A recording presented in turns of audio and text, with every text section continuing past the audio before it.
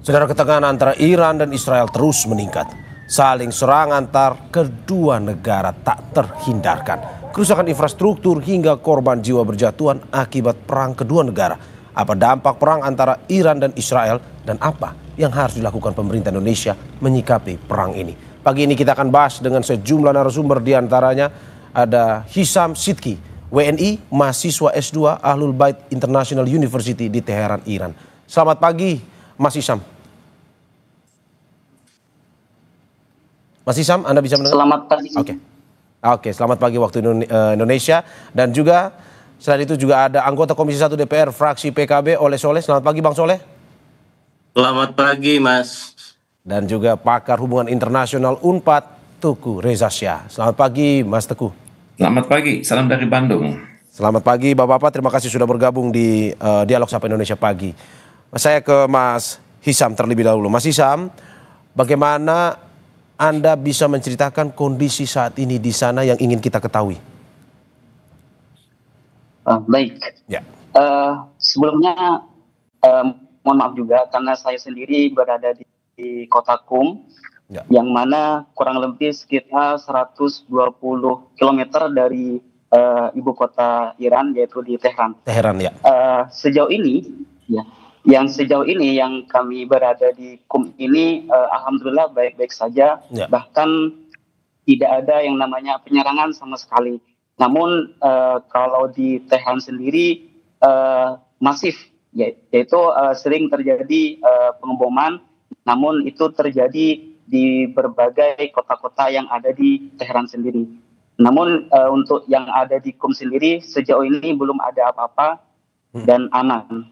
Oke. Seperti itu. Oke, berarti Anda mau bilang bahwa serangan ini hanya terjadi di Teheran, sedangkan wilayah yang berada di luar Teheran itu relatif lebih aman, atau bagaimana sebenarnya? Ya, adapun untuk di provinsi atau bahkan di kota-kota yang lain yang ada di Iran ini juga terjadi penyerangan. Misalnya di Tabriz dan juga di Isfahan atau bahkan di Bandar Abbas itu juga sering terjadi penyerangan. Oke, berarti ada penyerangan lain di luar Teheran, ya. Kalau kita mau tahu seberapa dampak kerusakan yang terjadi akibat dari serangan yang dilakukan ini?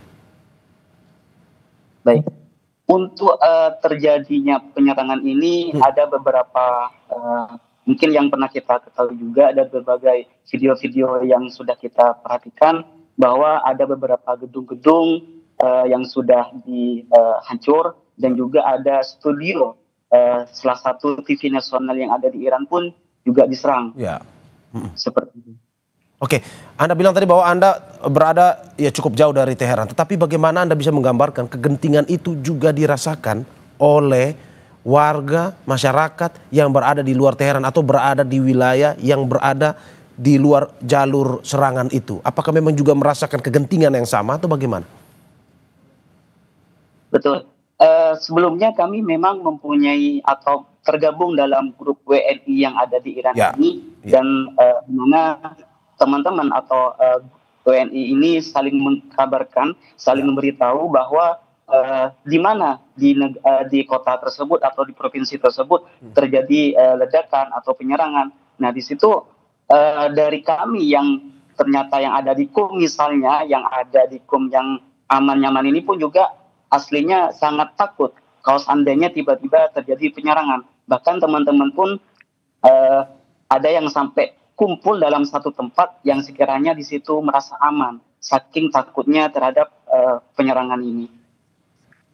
Oke.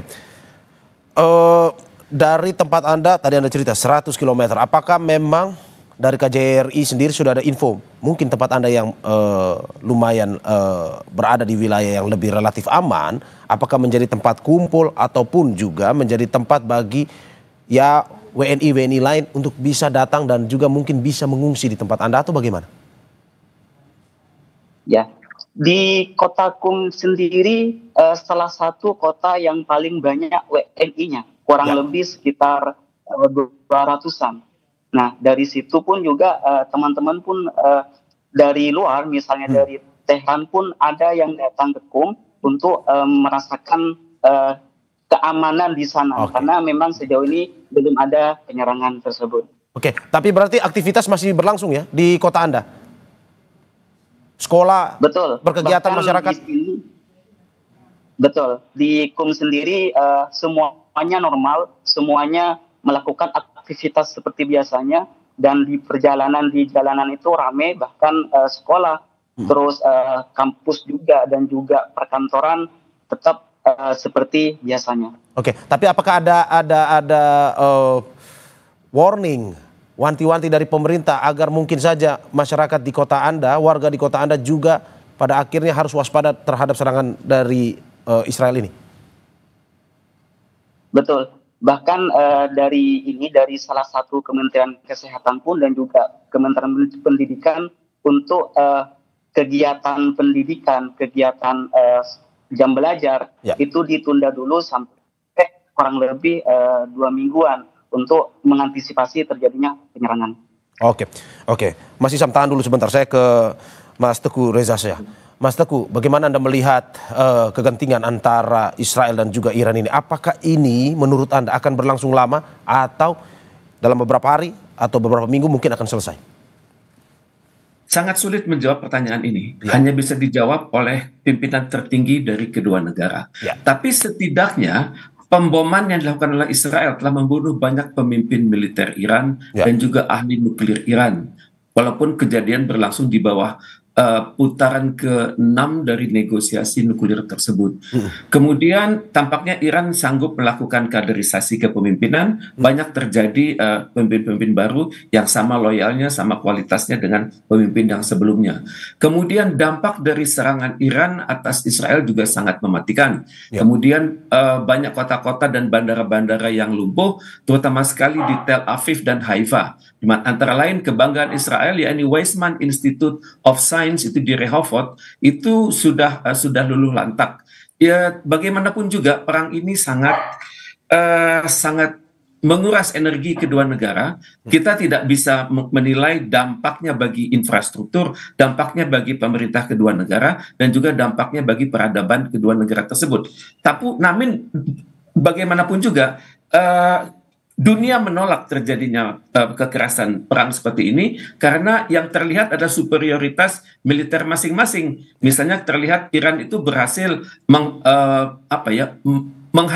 menghancurkan pesawat F-35 stealth yang secara teori itu tidak terbaca oleh radar. Dan juga perang ini menunjukkan bahwa Iron Dome Israel, David Sling dan Arrow itu ternyata masih banyak kelemahan. Pada saat yang sama Israel terus menyerang Iran dan juga Iran sudah bersiap untuk itu. Jadi tanpa diplomasi, saya pikir keadaan akan semakin buruk, dan untuk itu kita sangat berharap dari kunjungan Presiden Republik Indonesia, Presiden Prabowo Subianto hari ini berada di Rusia, akan berada di Saint Petersburg. Saya sangat berharap akan terlahir kebijakan-kebijakan strategis. Saya sangat berharap adanya pembagian kerja Indonesia di Majelis Umum dan Rusia di Dewan Keamanan PBB. Anda mau bilang bahwa ini adalah pameran senjata yang dipamerkan oleh Israel dengan korbannya adalah nyawa manusia. Maksud Anda seperti itu?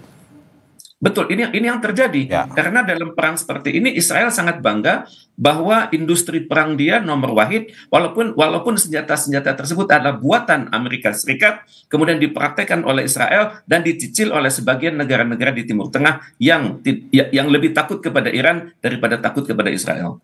Kenapa saya tanyakan lama? Kenapa? Karena posisinya adalah Amerika Serikat sendiri dinilai dalam praktik yang dilakukan ini seperti mau membantu Israel dalam perang ini. Menurut Anda, apakah dengan masuknya misalkan Amerika Serikat dalam perang ini, apakah mungkin akan membuat tensi ataupun jangka waktu perang ini lebih lama? Sejak tahun 1948 itu Amerika Serikat itu selalu bersama Israel. Dan bahkan di dalam dialog-dialog di PBB, Majelis Umum maupun Dewan Keamanan, Amerika Serikat selalu berada di sana. Namun yang kali ini membuat Amerika Serikat gentar untuk masuk adalah statement dari Rusia yang mengatakan Amerika Serikat hendaknya menahan diri karena keterlibatan langsung Amerika Serikat akan membuat Rusia juga berkepentingan untuk ikut mendukung Iran. Jadi ini yang dikhawatirkan oleh Amerika Serikat dan juga dunia, karena jangan sampai perkembangan perang ini menjurus menjadi perang dunia ketiga, karena masing-masing pihak konon memiliki senjata nuklir, dan Israel sudah pernah mengancam Mesir bahwa kalau Mesir ikut campur karena wilayah mereka berdekatan, maka Israel tidak akan segan-segan melakukan pemboman atas fasilitas di Bendungan Aswan lewat sebuah bom namanya termonuklir. Jadi ancaman sudah mulai. Oke, Mas Teguh, singkat saja. Ada potensi perang dunia ketiga kalau semua negara ikut campur dalam peperangan ini? Ya, kalau banyak pihak yang terlibat dari dalam dan dari luar kawasan, potensi perang dunia ketiga itu ada. Tapi untuk itu, mumpung belum terjadi, saya sangat berharap negosiasi diplomasi ini berjalan terus. Harapan besar kami pada Indonesia saat ini. Oke, Bang Soleh, saya mau minta pendapat Anda terkait dengan ini. Menurut Anda, dari hasil pengamatan Anda, analisis mungkin juga dengan diskusi di DPR, bagaimana Anda melihat perang ini mungkin berdampak? Ya, kalau kita tidak tahu seberapa lama perang ini, tapi berdampak pada Indonesia sendiri, dan juga apakah menurut Anda ini akan berlangsung lama atau tidak? Pertama, soal timeline perang ini lama atau tidak lama, tentu saya juga sependapat dengan Prof tadi, bahwasanya tensi perang yang hari ini sedang berlangsung antara Iran dan Israel ini cukup memanas, dan saling balas statement untuk menyerang juga tidak henti-hentinya, dan ini bukan mendinginkan, malah saling memanaskan. Nah, oleh sebab itu tentu ini dampaknya ini terhadap seluruh dunia rasa-rasanya, dan Indonesia ini juga sangat terdampak sekali. Terutama pertama soal harga minyak, mungkin harga minyak akan melonjak, kemudian guncangan pasar keuangan global juga akan mengguncang, inflasi terhadap cadangan juga akan sangat berpengaruh, dan rantai pasok kebutuhan-kebutuhan yang sifatnya global dan kita juga sifatnya yang dibutuhkan dari luar negeri juga, ini juga akan terkuras atau terhalang oleh situasi dan keadaan. Nah, oleh sebab itu tentu ini semua elemen bangsa dan tentunya dunia, dan paling pokok adalah negara-negara Islam harus bersatu padu bersatu bagaimana diplomasi di tingkat dunia, terutama di PBB, bisa menekan daripada kedua negara, terutama menekan Israel itu sendiri, di mana Israel bayang-bayang Amerika, yang selalu di belakangnya adalah Amerika, sementara Amerika juga memasang dua kaki dalam perang ini. Nah, tentu ini juga harus ada tekanan kuat kepada Amerika, karena pada dasarnya yang bisa menekan Israel ini hanya Amerika. Kalau Israel bisa ditekan oleh Amerika, maka insya Allah ta'ala ini perang juga tidak akan terlalu lama, dan dampak sosial, ekonomi, dan yang lain-lain di dunia ini ya mudah-mudahan bisa secepatnya pulih kembali. Oke, berarti Bang Soleh, menurut Anda Presiden Prabowo harus bisa negosiasi sebenarnya ke Amerika sebenarnya ya, untuk bisa menghentikan perang ini? Ya, seperti itu. Karena memang Amerika dengan Israel ini kan tidak bisa dipisahkan.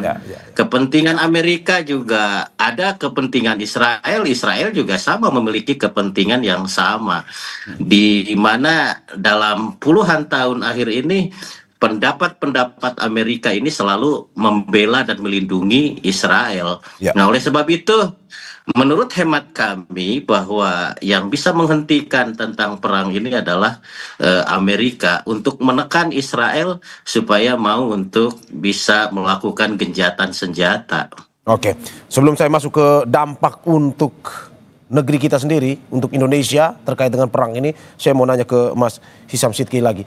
Mas Hisam, bagaimana protokol di sana terkait dengan konflik ini? Apakah sama seperti protokol bencana? Misalkan pemerintah menyiapkan sejumlah tempat pengungsian bagi warga Teheran misalkan, atau ini seperti apa situasi di sana?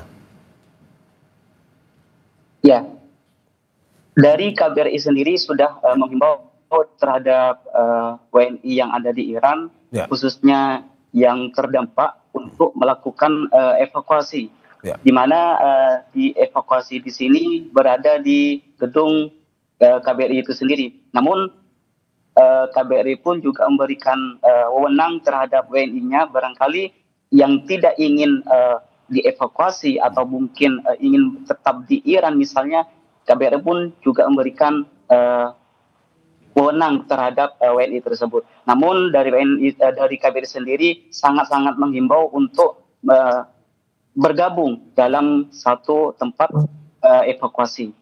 Oke, dari KBRI sendiri ada pembahasan atau mungkin juga di grup-grup chat WNI, apakah ada pembahasan terkait dengan bagaimana soal pasokan makanan, logistik untuk mereka yang mengungsi atau bagaimana?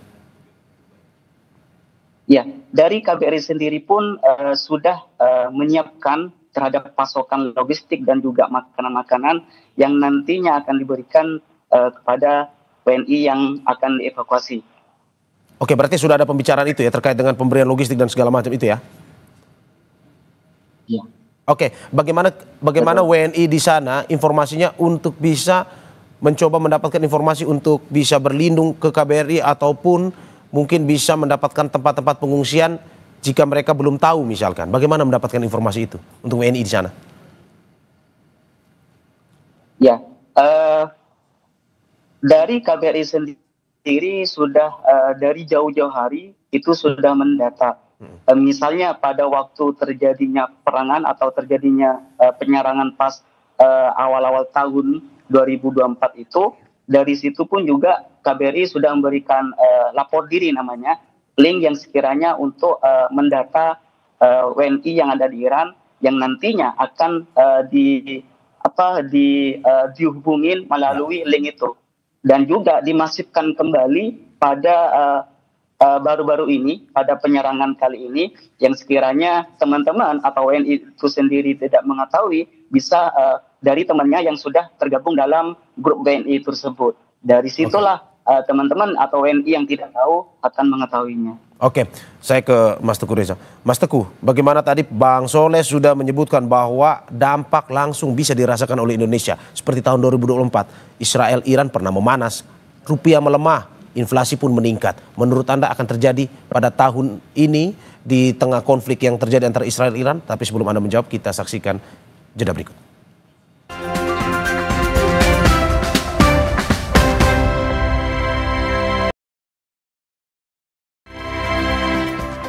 Terima kasih masih di Sapa Indonesia Pagi, saudara. Bersama saya Mario Saron dan sejumlah narasumber saya ada Hisam Sidki, WNI mahasiswa S2 Alul Bait International University di Teheran, Iran, dan juga anggota Komisi 1 DPR fraksi PKB Oleh Soleh, serta pakar hubungan internasional UNPAD Teguh Reza Syah. Saya kembali ke Mas Teguh.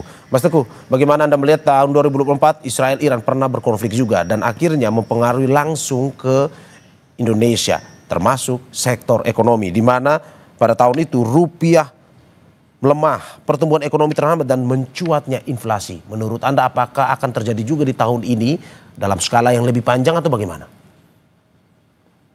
Saya sangat berharap ya, dalam keadaan seperti ini kita benar-benar membuktikan kemampuan kita meningkatkan kualitas ketahanan nasional, terutama sekali ketahanan energi dan ketahanan pangan, sehingga ketegangan yang terjadi di Timur Tengah ini tidak berdampak signifikan pada Indonesia. Tentunya kita juga harus berpikir ya, dalam kondisi di mana ekonomi melemah, di mana masyarakat semakin banyak yang terpinggirkan, maka yang berlaku adalah hungry men are angry men. Jadi masyarakat akan cenderung cepat marah, dan untuk itu pemerintah hendaknya secara sangat berhati-hati dalam memonitor pergerakan hoax, pergerakan informasi yang seringkali mereka mencoba mempengaruhi masyarakat Indonesia untuk berpihak pada salah satu aktor dan kemudian menistakan aktor yang lain dan terlibat dalam berbagai aksi kekerasan. Dan untuk itu pemerintah hendaknya sangat berhati-hati, misalnya menyalurkan bantuan secara tepat guna, UMKM penting, kemudian BLT itu penting, kemudian juga informasi publik itu sangat penting. Sehingga dengan demikian kita dan masyarakat umumnya berada pada satu frekuensi, yakni mengupayakan perdamaian dunia sebagaimana diamanahkan oleh Konstitusi Indonesia.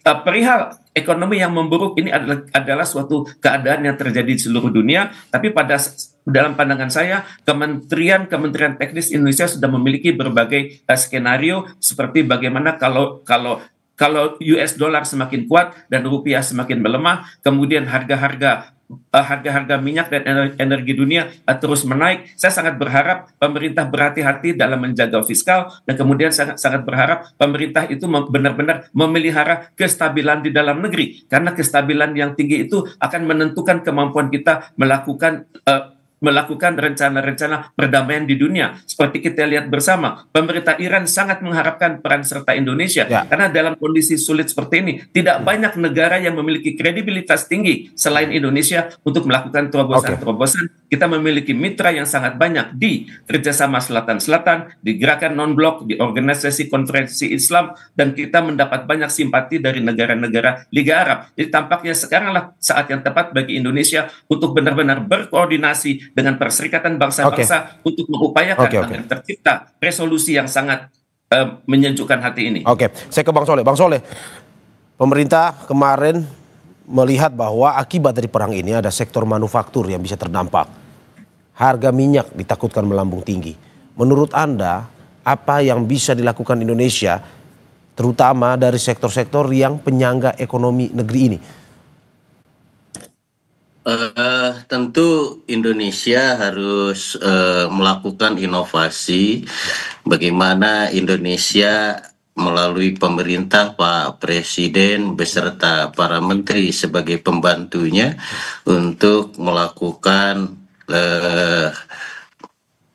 kompromi ataupun melakukan dialog-dialog dengan negara-negara yang lain. Bagaimana ketergantungan minyak dari Timur Tengah bisa ditambal dari negara-negara lain. Begitu juga manufaktur, misalkan yang dari negara-negara Eropa, negara-negara Timur Tengah juga bisa ditambal dari negara-negara yang lain.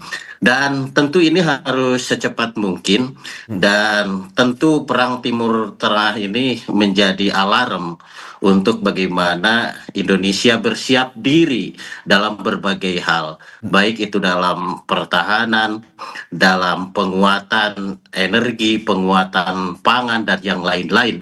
Dan tentu Pak Presiden memiliki sebuah strategi di mana tadi bahwa Indonesia dengan konsep non-bloknya ini, Indonesia akan masuk ke seluruh negara-negara di berbagai belahan dunia. Karena pada dasarnya Indonesia tidak memiliki musuh dalam hal ini. Tadi juga Prof sampaikan bahwa Indonesia sangat dekat, Indonesia juga sangat diterima oleh seluruh dunia, sehingga tidak cukup sulit ketika untuk mendapatkan sesuatu hal yang diperlukan oleh Indonesia, maka akan mudah sekali didapat. Yang paling penting adalah bagaimana Indonesia tetap bisa bertahan dalam keadaan situasi yang tidak menentu seperti ini. Ya, Bang Soleh, termasuk menurut Anda Indonesia pun juga harus mengembangkan atau memanfaatkan sumber daya dalam negeri sendiri untuk pada akhirnya tidak bergantung dari negara lain, sehingga ketika terjadi konflik atau situasi seperti ini, ya Indonesia tidak terlalu berdampak. Maksudnya seperti itu ya? Otomatis, maka energi terbarukan ini harus segera diseriuskan. Bagaimana agar energi hijau ini betul-betul menjadi sebuah program prioritas dalam rangka ketahanan energi tadi. Bahwasanya alhamdulillah di Indonesia banyak sumber energi terbarukan seperti minyak sawit yang bisa dijadikan minyak, energi, dan yang lain-lain. Nah, ini tinggal bagaimana ini roadmap ke depan. Ketahanan energi dan ketahanan pangan tentunya ini harus dimulai dari sekarang. Bagaimana Indonesia betul-betul harus siap dalam kondisi apapun menghadapi situasi global yang tidak menentu ini. Oke, saya ke Mas Teguh lagi. Mas Teguh, bagaimana Anda melihat kemarin Duta Besar Iran untuk Indonesia mengatakan bahwa butuh Indonesia untuk dalam permasalahan Iran Israel ini. Pun juga dia mengatakan menyampaikan pesan dari Presiden Iran yang mengundang Presiden Prabowo Subianto untuk datang langsung ke Iran untuk berkomunikasi, berdialog terkait dengan permasalahan ini. Menurut Anda, apakah memang ini bisa kita katakan posisi Presiden itu dan juga Indonesia ini memiliki daya tawar tinggi dalam konflik ini, dan apa yang harus dilakukan Indonesia? Tepat sekali. Kita pertama menghargai ya itikat baik dari pemerintah Iran untuk mengundang Indonesia. Tentunya yang diundang ini adalah Indonesia sebagai suatu bangsa, Indonesia sebagai suatu pemerintahan yang sangat demokratis, dan Indonesia memiliki kredibilitas global.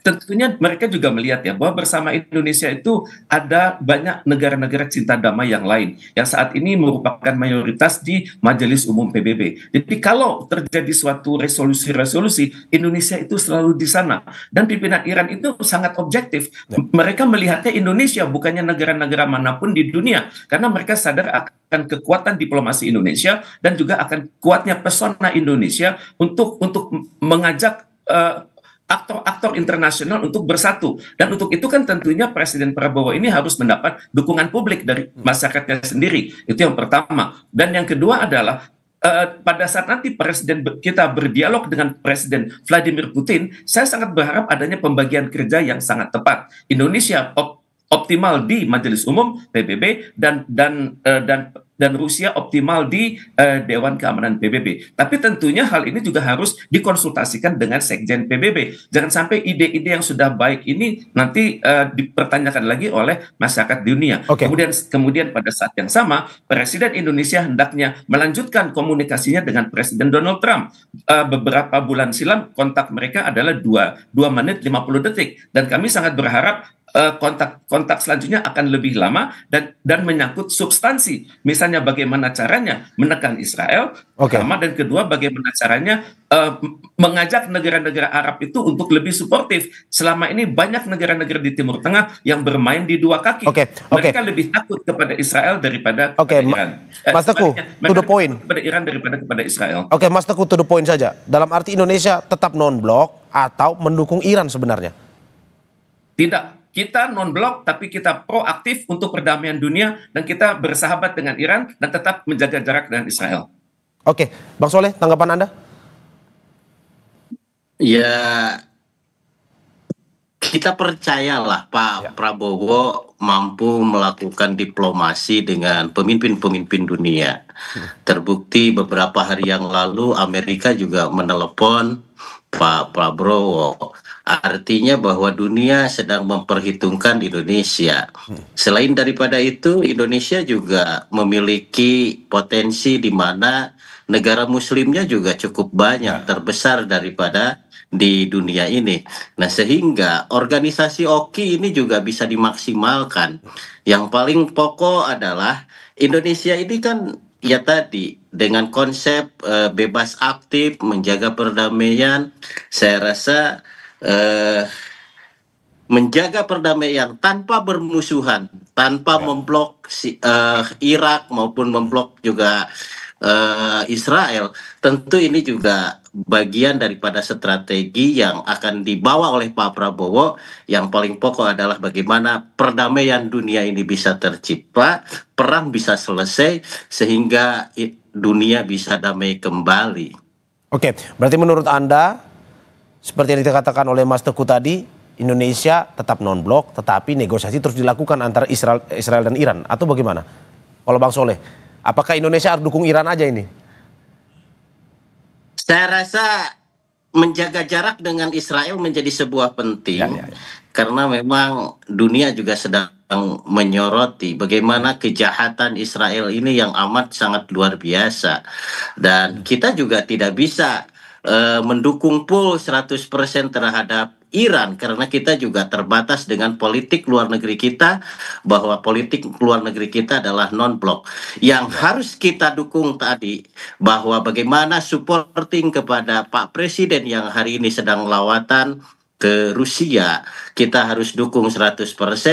Bagaimana mereka mampu menghasilkan solusi-solusi terbaik demi perdamaian di Timur Tengah itu sendiri. Oke, saya kembali ke Mas Teguh. Mas Teguh, bagaimana Anda melihat, saya mau minta tanggapan Anda terkait dengan ini pemerintah Iran terbaru akhirnya mengumumkan rencana keluar dari perjanjian penyebaran dan pelucutan senjata nuklir atau NPT. Akan seperti apa ini ke depan? Apakah memang saling jual beli serangan dengan pada akhirnya ini menggunakan tenaga senjata nuklir ke depan ini, ataukah memang mungkin ini hanya ancaman-ancaman pada akhirnya untuk bisa ya sudah ini selesailah daripada kegentingan ataupun destruktifnya makin meluas?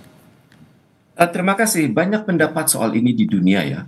Pendapat satu mengatakan Iran melunak dengan Amerika Serikat untuk sama-sama setuju bahwa nuklir Iran ke depannya adalah untuk tujuan damai. Dalam hal ini untuk tujuan kesehatan, tujuan transportasi, dan tujuan pertanian dan juga tujuan energi. Tapi pada saat yang sama, kedekatan Amerika Serikat dengan Iran ini untuk soal nuklir dianggap oleh Israel itu mencederai persaudaraan yang ada antara Israel dengan Amerika Serikat dan juga Amerika Serikat dengan negara-negara Uni Eropa. Karena itu Israel langsung melakukan istilahnya itu preemptive strike atau serangan pendadakan. Maksudnya untuk mencegah Iran berkembang lebih lanjut. Dan Israel memang terbiasa main serang seperti ini. Misalnya mereka pernah menyerang instalasi di Irak tahun 82 lalu, instalasi Osirak yang sebenarnya merupakan instalasi nuklir untuk tujuan damai. Dan sekarang kalau kita berbicara soal perundingan nuklir yang ada, Iran sudah tidak percaya pada kekuatan manapun karena bagi mereka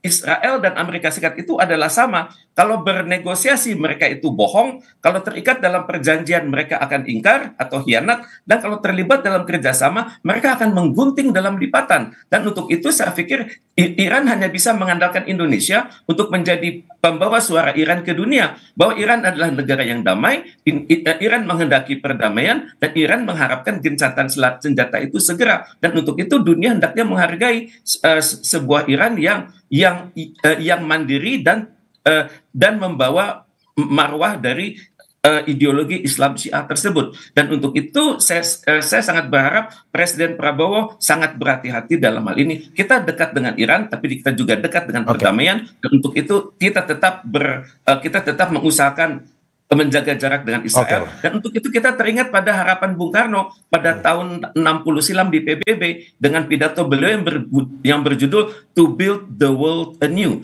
bahwa suatu perdamaian dunia itu hanya bisa berjalan baik kalau dunia ini lebih adil, kalau Dewan Keamanan PBB itu direstrukturisasi dengan membawa negara-negara baru berdasarkan peradaban dunia, berdasarkan luas wilayah, berdasarkan jumlah penduduk, dan Indonesia hendaknya berada di situ. Saya kembali ke Mas Hisam Sidki. Tadi sepertinya ada permasalahan komunikasi sehingga terputus. Mas Hisam, dari kedubes di sana apakah ada rencana dipulangkan untuk WNI ataupun mahasiswa ataupun WNI yang ingin balik ke Indonesia atau bagaimana? Ya, KBRI sudah menyediakan tempat, menyediakan evakuasi, dan nantinya dari Indonesia pun akan menjemputnya, sudah disiapkan. Namun itu tadi kendalanya dari teman-teman atau dari WNI yang jalurnya sangat jauh ya, misalnya dari Isfahan atau Mashhad atau bahkan dari Bandar Abbas, itu pun juga harus menunggu lama seperti itu. Namun dari KBRI pun juga tetap menunggu dari WNI ini yang sekiranya nanti ingin dievakuasi dan dipulangkan ke Indonesia. Dan ya kita harapkan ya warga negara Indonesia yang berada di sana selalu baik-baik saja ya Mas ya. Dari informasi yang mungkin Anda dapatkan baik itu dari KBRI maupun juga dari komunikasi yang dibangun, jaringan komunikasi yang terjadi antara WNI di sana. Saya ke Bang Soleh. Bang Soleh, dalam arti bahwa tadi kita sudah banyak berbicara terkait dengan posisi Indonesia yang berada di tengah antara Israel dan Iran. Dalam arti bahwa undangan Presiden Iran untuk Presiden Prabowo Subianto ini harus disikapi seperti apa dan negosiasi seperti apa yang perlu dibawa oleh Presiden Prabowo Subianto untuk Presiden Iran? Tentu kita menghormati dan mengapresiasi terhadap pemerintah Iran yang memposisikan Indonesia sebagai garda terdepan bagi negara Iran untuk menuju perdamaian. Dan tentunya Pak Presiden harus menerima mandat ini ya, menerima mandat ini dari Iran untuk dibawa kepada PBB dan juga negosiasi dengan Israel, juga tentunya ini juga harus pelibatan daripada Amerika itu sendiri. Mudah-mudahan ini menjadi solusi terbaik karena memang Indonesia tidak punya peristiwa ataupun sejarah yang bisa melukai negara-negara di Timur Tengah maupun negara-negara yang ada di Eropa. Nah, oleh sebab itu intervensi Indonesia dengan konsep non-blok ini, rasa-rasanya tadi saya sependapat dengan Prof akan lebih diterima oleh seluruh pimpinan dunia. Dan nyaris di PBB kita juga di majelis PBB sudah banyak perundingan-perundingan yang dihasilkan untuk perdamaian dunia itu sendiri. Oleh sebab itu, ya rakyat Indonesia berharap pada Pak Presiden bahwa kepercayaan Iran ini harus diambil dan dijadikan sebagai momentum bahwa Indonesia mampu untuk menegosiasikan, menghentikan perang yang ada di Timur Tengah. Oke, saya ke Mas Teguh. Mas Teguh, bagaimana Anda melihat seperti yang dikatakan Bang Soleh, momentum bagi Presiden Prabowo untuk melihat undangan hubungan baik antara Presiden Iran dan juga Indonesia, dan apa negosiasi diplomasi seperti apa yang perlu dibawa oleh Presiden Prabowo untuk bisa pada akhirnya menghentikan konflik kedua negara ini? Saya pikir kedatangan Presiden Prabowo ke Iran itu akan sangat berarti ya bagi perdamaian dunia, di mana beliau bukan hanya datang dengan ide, tapi datang dengan kredibilitas dan datang dengan bukti sejarah. Kesetiaan kita pada perdamaian dunia itu sudah teruji lewat konferensi Asia Afrika tahun 1955. Dan sejak itu kita selalu menjadi negara yang penengah, negara yang benar-benar menyejukkan, negara yang taat pada hukum internasional, negara yang setia pada etika internasional, dan tidak pernah mengkritik, tidak pernah memperburuk status suatu negara dalam berbagai forum internasional. Diplomasi Indonesia sudah teruji di Majelis Umum PBB dan juga sudah teruji saat kita menjadi anggota tidak tetap Dewan Keamanan PBB. Jadi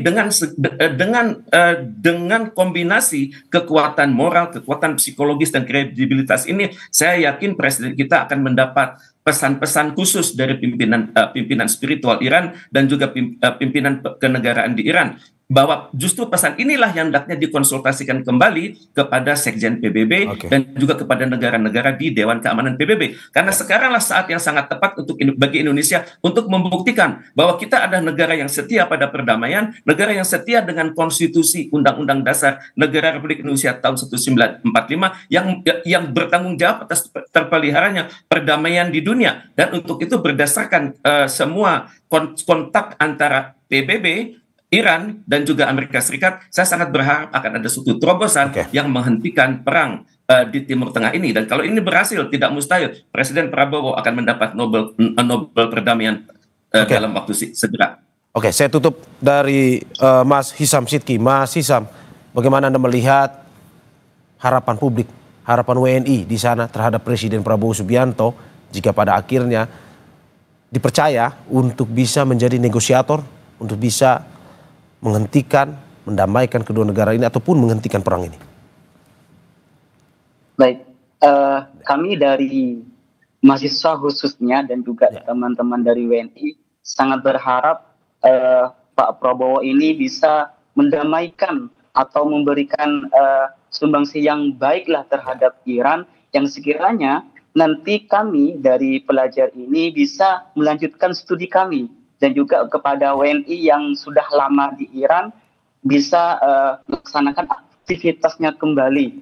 Karena memang dari saya pribadi pun juga sangat menginginkan studi kami itu terus berlanjut, terus sampai selesai.